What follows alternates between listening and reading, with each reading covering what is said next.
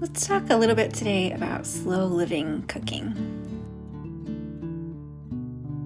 My name is Cody. If you're new here, welcome. If you are not, welcome back to my kitchen. So today I am going to work on the only casserole-y freezer meal that I actually enjoy eating. And that is just a pretty basic lasagna. But this lasagna I am going to make from scratch. So I am going to make the sauce and I am going to make the noodles just completely from scratch. It sounds really daunting, and let me forewarn you, it is. This is not a recipe that I would say is something that I can whip together just within like half an hour or whatever. This is a labor of love. But the beauty of it is the flavor at the end is absolutely worth all of the effort that you put into it.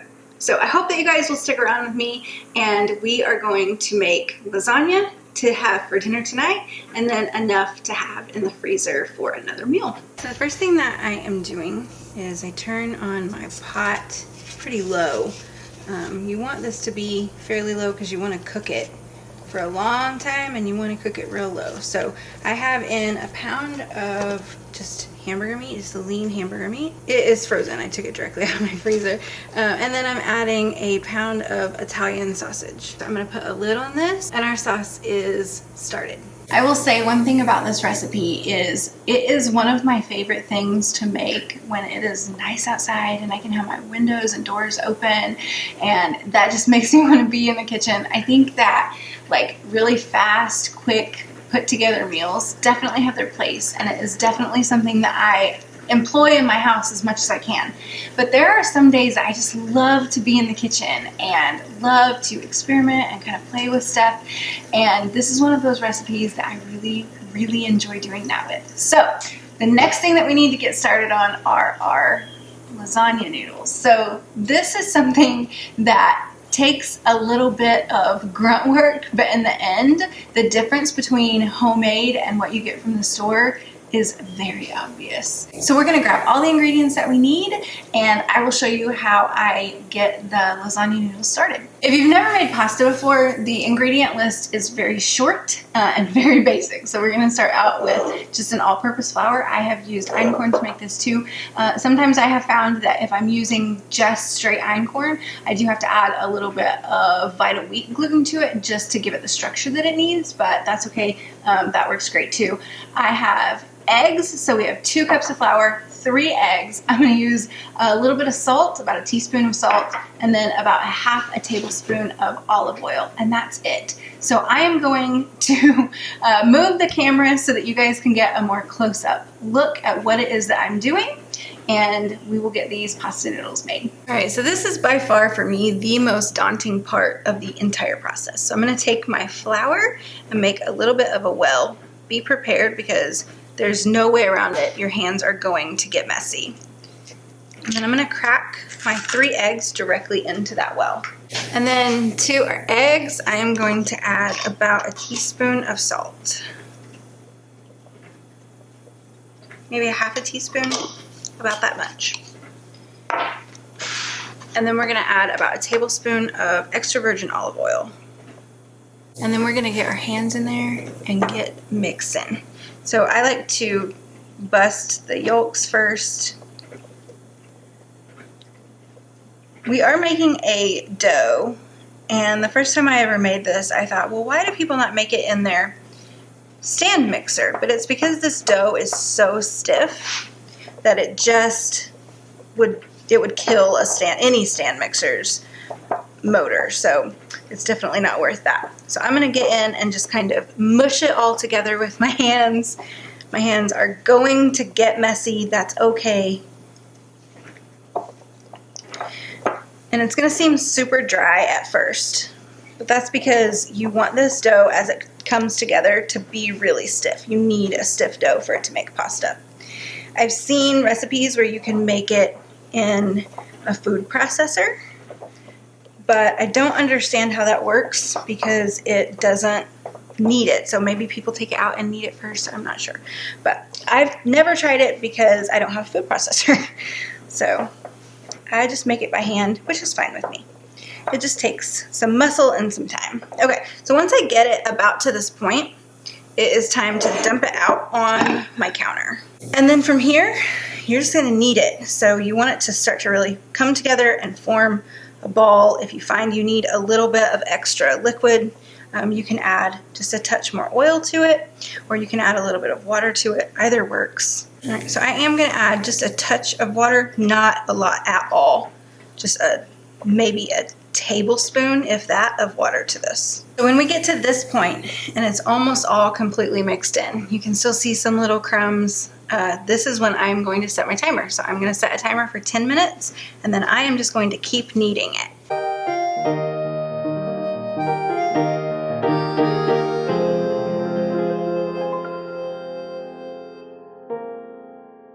All right, we're about a minute in and we can start to see that it is getting a little bit smoother. It's still like extremely, I mean, it's going to stay really rough, but it's still pretty grainy looking.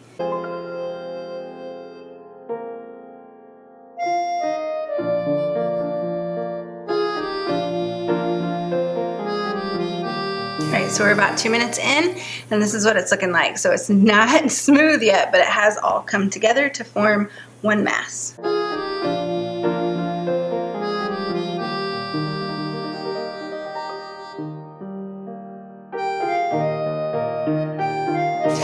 Alright, we're about 4 minutes in now, and you can see it is really starting to smooth, but it's also just getting a little softer. It's getting a little bit easier to work with now. And all I'm doing is just taking the palm of my hand and just kind of rolling it back, and then with the palm of my hand, I'm pushing it forward again.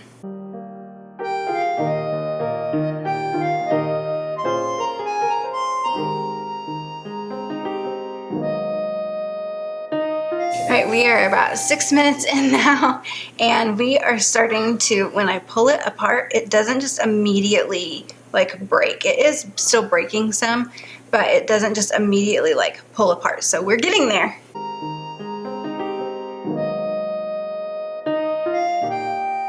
Alright, we're about 8 minutes in now, and we can really start to see how smooth that is really starting to get. When I pull it, it just starts to really stretch.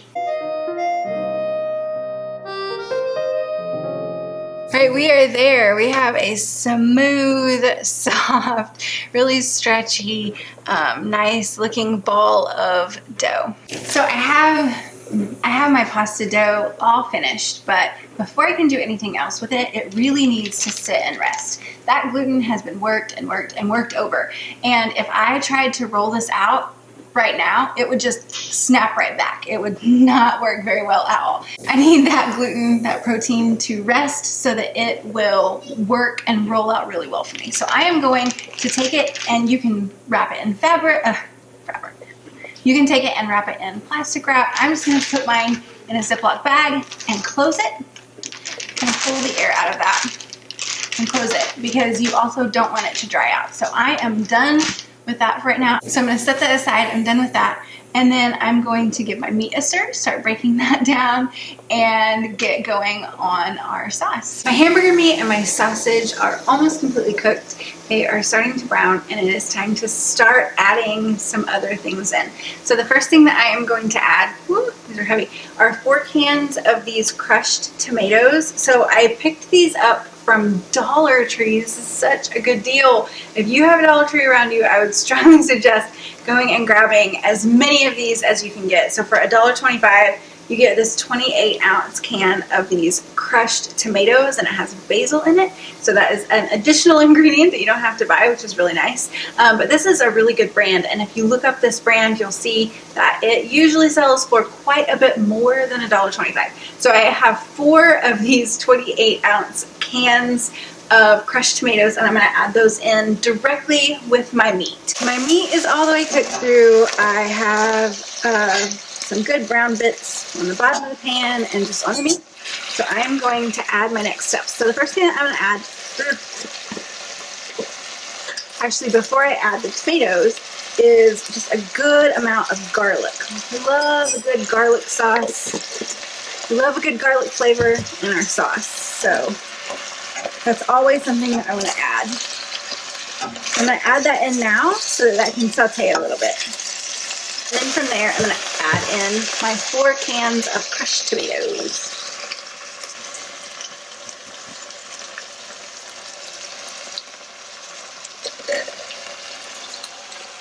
I'm gonna add in salt. A good amount of salt. That's probably about two teaspoons, a teaspoon and a half. I'm gonna add in some onion flakes. If you want to saute onions with your meat, you absolutely can do that. I just didn't today. So that tomato sauce does have basil in it, but I'm still gonna go ahead and add in about a teaspoon of Italian seasoning. If you want to skip the Italian seasoning and just add oregano, then you can do that. And then I'm going to add just a pinch, not a lot at all, of red pepper flakes just to give that a little kick. I'm going to give that a good stir. And then I'm going to put my lid on with my heat on very low. And this is going to simmer, and those flavors are going to kind of marry. Those tomatoes will break down even more. That meat will kind of start to break down in that tomato sauce, and I'm gonna let this simmer for a good couple of hours. I have my lasagna noodles done, my meat sauce is cooking, and so the next step that I need to tackle is the cheese. So I have a 5-pound loaf of whole milk mozzarella that I grabbed from Azure right here. I will not use all of this, obviously, and 2 lasagnas, but I am going to use maybe half of it. And then I have some Parmesan cheese. Sometimes I use Asiago in it as well. I just have some Parmesan cheese. So I am just going to use this piece that I already had in my refrigerator that I've just kind of been shaving off of. And then I'm gonna go ahead and cut another one up. But before I do that, I went ahead and just cut off like the end little nub part to one of the Parmesan cheeses. And I'm actually gonna throw this just like this. I'm not gonna shred it or anything like that. I'm gonna throw this directly into our sauce because this is gonna kind of break down. It's gonna add that extra layer of like flavor and saltiness to it. And it's gonna be really good. In the end, there will still be some cheese that I will pull out, but it's gonna add a lot of flavor to the sauce while it's cooking over the next couple of hours. So I'm gonna use an attachment to my KitchenAid mixer. This is a cheese shredder, and I will tell you, if you have no other attachments to a stand mixer, this one is absolutely worth it. But it has this small opening here, and any cheese that I put in has to fit into that.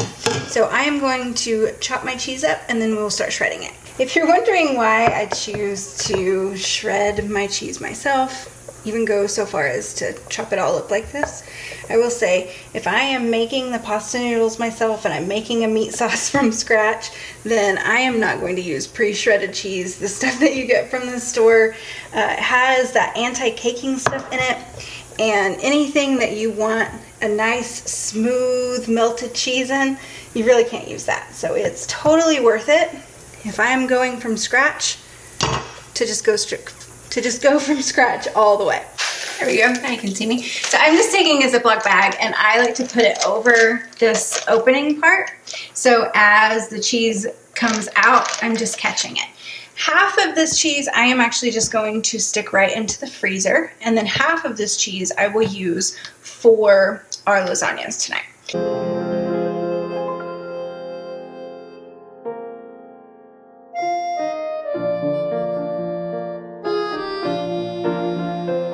All of my cheese shredded. So if you guys are curious how much that 5-pound block of mozzarella cheese actually makes when you shred it all up, I have this much. So this is plenty. I did have this one. Also has that Parmesan cheese in it. So these bags are gonna go in the refrigerator until it is time to actually start building our lasagna, and it's time to move on to working some more on our pasta noodles. So there's a couple of ways that you can roll out your pasta noodles. Rolling them by hand has just never been an option for me. I don't know, maybe I'm not strong enough. I cannot get them thin enough.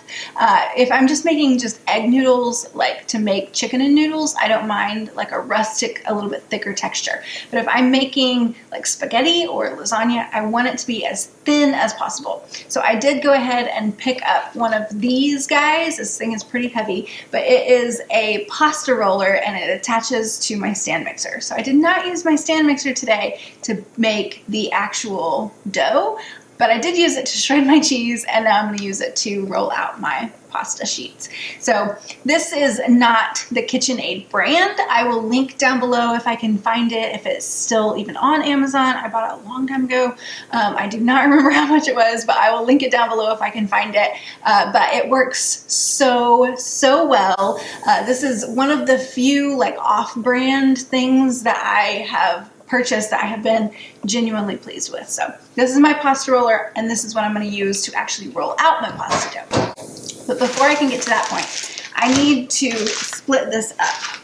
So I'm going to go ahead. This has been resting for, maybe about 2 hours. Really, you need about 20 to 30 minutes, but longer isn't going to hurt it. So I'm going to split this into 4 and immediately put 3 of them back in the Ziploc bag, because I do not want these to dry out at all. So I'm going to start with my first one, and I am going to just make it into like a little bit of a disc. I'm going to flatten it out a little bit. It doesn't have to be perfect at this point.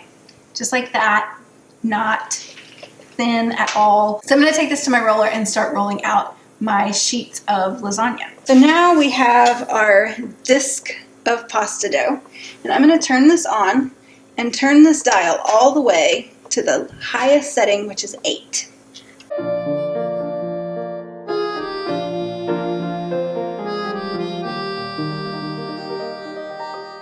I'm going to take it and I'm going to fold it like an envelope, just like that. I just folded it in thirds, flatten it out a little bit, and feed it through again.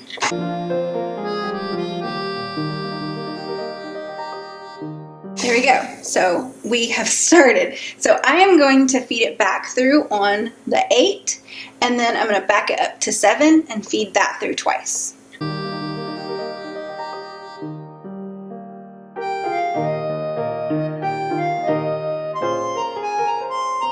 So with every number that you go back, it's going to get a little bit thinner. So now I'm going to go to 6, and I'm going to go all the way down to 1, stopping at each number and going through twice on each one.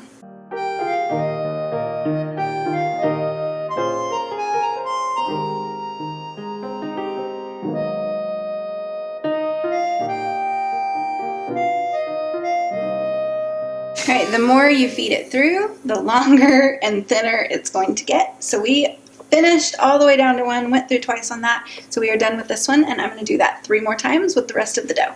I finished rolling out all of my lasagna dough, and before I do anything else, I want to go ahead and cut them. I could cook them first, but I have found that cutting them before I cook them just makes a lot more sense for us. So I am going to do this is enough for 2 lasagnas, and I need 2 for each layer, and I need 3 layers for each one. So I need to cut each of these into 3 pieces, and that will be enough to make our entire lasagnas. The last piece of our lasagna puzzle that we need to do is our cheese mixture. So I'm starting out with cottage cheese. This is a big thing of it because I'm making 2. And then I'm adding the Parmesan and some of the mozzarella cheese right into that. And then I'm just going to mix that up. Once your cheese mixture is done, you can start boiling your noodles. These take about 2 minutes. Once they are cooked, I add them to just a thing of cold water with some ice in it that just makes them easier to handle. And then I'm going to start assembling. So I start with some sauce on the bottom, and then each lasagna gets a layer of noodles and then a layer of the cheese mixture. I like to get my hands dirty in this. I will get my hands right into that just to get it spread out. And then I do a layer of sauce on top of that. And while I'm doing that layer, I go ahead and start cooking the next noodles, and then those go on top of that. And then I add in the rest of the cheese mixture, get my hands in that, and add sauce right on top of that. And I had my noodles cooking for the last layer while I was working on this too. So then I pull those out of the water, stick those on top, and then I am going to do one last layer of sauce on top of that, and then I'm going to put some shredded cheese on top.